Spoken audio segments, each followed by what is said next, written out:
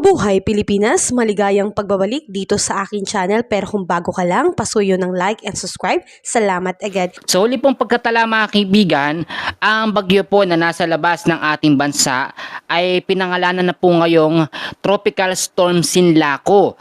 From tropical depression, lumakas po agad ito sa pagiging tropical storm, which is category 2 na bagyo. International name, Sinlaco. Sa ngayon po, alamin natin yung mga lugar na kanyang maapektuhan. Kung ito nga po ba ay magkakaroon ng landfall scenario. Merong ipang update sinasabi, ito ay tatawid po sa may bandang North Luzon, papunta sa kanlurang bahagi ng Luzon. Titignan natin yung mabuti, no? At aalamin talaga natin. Ito po, huli hong namataan ang bagyo na nasa labas ng ating bansa o banta ng super typhoon na meron pong lokasyon na 2,730 kilometers east of northeastern Mindanao. Tinataglay po nitong hangin ngayon na lumakas na sa 85 kilometers per hour malapit po sa may sentro at bumubugso hanggang 105 kilometers per hour. At ito po naman ay nasa stationary mode, no? Or almost stationary. Meaning to say, ibig sabihin hindi ito kumikilos sa kanyang pwesto. Pero lumalakas po yung kanyang sirkulasyon ng hangin. Ganito yung nangyayari dyan.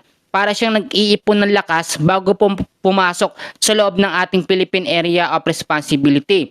Tanong ng mga kababayan natin kung kailan ba ito papasok sa loob ng ating bansa para mapaghandaan at kung kailan ba tayo maghahanda. Ngayon pa lamang maging handa na at maging alerto na. Pero base na lamang po sa ating tropical cyclone threat potential, ang bagyo po na nasa labas ng ating banta o banta ng bagyong Kaloy, no? Banta ng super typhoon Kaloy, ipapasok po sa loob ng ating PAR sa April 16 hanggang sa April 22. Sa pagitan po ng mga petsa na yan, nasa loob na ng ating bansa ito. Pero kung titignan nyo, wala ho siyang direktang paglandfall sa ating Philippine landmass sa kalupaan ng Eastern Visayas at sa kalupaan po ng North Luzon. Pero yung extension o trap ng kanyang hangin ang direkta pong makakaapekto. So kinakailangan maging handa at maging alerto pa rin tayo sa malawakang pong pag-uulan na maidudulot po ng bagyong ito. Kahit po nasa tag-init tayo ngayon, summer season tayo, may mga bagyo pa rin nade-develop at pumapasok po sa loob ng ating bansa. Aalamin natin ngayon yung mga lugar na possible na maapektuhan ito once na lumapit na po siya nasa loob na ng ating bansa. Kasi malawak po yung hangin nito ha. Para din klaro, explain kong mabuti, hindi yung pinakasentro ng bagyo ang makakaapekto, bagkos yung hangin o yung trap lamang, yung buntot ng bagyo magpapaulan sa malaking bahagi po ng Eastern Mindanao, Eastern Visayas at North Luzon. Ngayon maging handa at maging alerto. Unahin na muna natin ang lugar po sa Eastern Mindanao na inaasahang maapektuhan po ng hangin o trap ng bagyo. Kasama mga probinsya sa Davao Region, Davao del Norte, Davao del Sur, Davao de Oro, Davao Oriental, Davao Occidental. Kasama ang Caraga Region, Agusan del Norte, Agusan del Sur, Surigao del Norte, Surigao del Sur at Dinagat Islands. Yung mga lugar na yan, mag-ingat po sa banta ng mga pagbabaha at landslide sa mga landslide prone area. Ang bagyo po na ito, more on mas maraming mga pag-uulan ang idudulot dahil extension ng hangin ang makakaapekto. Kuhabo ba natin mga kababayan? Bukod po dyan, kasama rin sa ngayon na pinaghahanda ang malaking bahagi po ng Eastern Visayas. Eastern Visayas kasi diyan talaga nakikita natin yung mas malawak na epekto ng hangin o trap ng bagyo kapag pumasok na sa loob ng ating Philippine Area of Responsibility. Pinaghahanda po ngayon pa lamang ang mga probinsya ng Leyte, Southern Leyte, Biliran, Samar, Eastern Samar at Northern Samar. Bukod po diyan, habang pagkatapos naman sa Eastern Visayas, parte naman ng North Luzon ang maaapektuhan ng hangin o trap po ng bagyo. Kaya maging alerto po ang mga probinsya sa Ilocos Region, Ilocos Norte, Ilocos Sur, La Union at Pangasinan.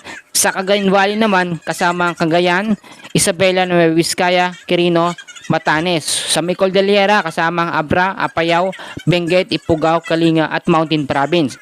So kung magiging handa kayo ngayon, may mawawala ba?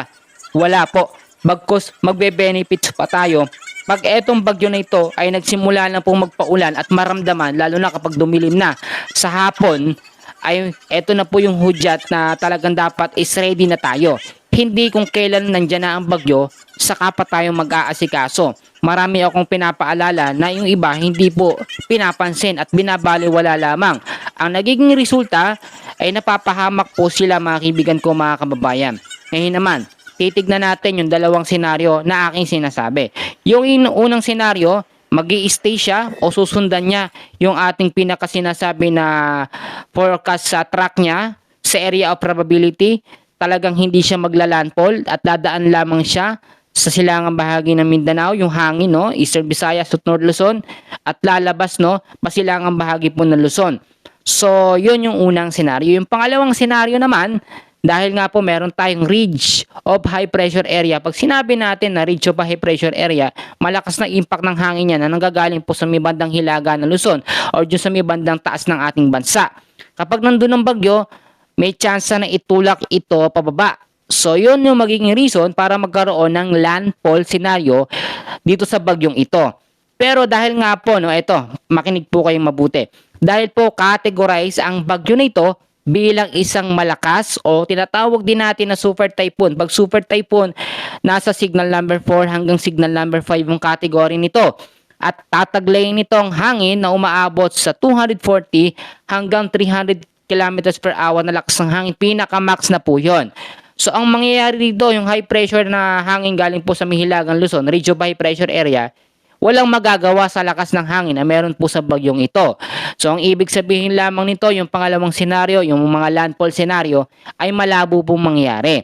Kaya kung may nakikita kayo sa mga forecast track na ito'y dadaan, no, tatama dito sa may North Luzon, no, yun is parang nangyayari sa forecast. Pero kung titignan nyo sa advanced weather system natin, malabong mangyari dahil hindi siya kayang itulak ng ridge of high pressure area pababa. Ang mangyayari dito, yung trap o extension lamang ng hangin ang makakaapekto sa malaking bahagi po o kanlurang bahagi ng ating bansa. Kung titignan nyo naman mga kaibigan ko, dahil nga po nasa red alert warning tayo ngayon, ang bagyo na ito ay magpapaulan ng direkta. Mas malawak na mga pag-uulan ang mararanasan natin sa pagitan ng April 16 hanggang sa 22. So ngayon po, no, anong petsa pa lamang 11. So may ilang araw pa para tayo ay mag-asikaso. Pero hindi ko naman sinasabi na huwag kayong mag-enjoy sa inyong bakasyon. Bagkos yung mga lugar na binanggit ko lamang ang maging alerto. Parting kanlurang bahagi po ng ating bansa, no, yung parting kanluran ng Palawan, kanluran ng Luzon at Mindanao, hindi naman masyadong maapektuhan. Pero mararamdaman pa rin natin yung hangin, no? Yung kaulapan, magiging cloudy skies dahil po sa extension ng hangin ng bagyo. Ganyan naman yan eh. Nakita nyo naman kung gaano kalawak yung radius, yung nasasakop po ng bagyong ito. Masyadong malawak. Kayang sakupin ang buong Pilipinas. At salamat sa Diyos dahil hindi ito direktang tatagos o tatawid po sa ating landmass. Yun po yung mahalaga. Ililihis lamang, maganda po yun, pero kailangan maging alerto at maging handa po tayo. Sa ngayon, yan po muna ang aking pinaka-latest na update sa lagay ng ating panahon. And please huwag niyong kakalimutan na i-like at i-share ang ating update sa ating mga kababayan.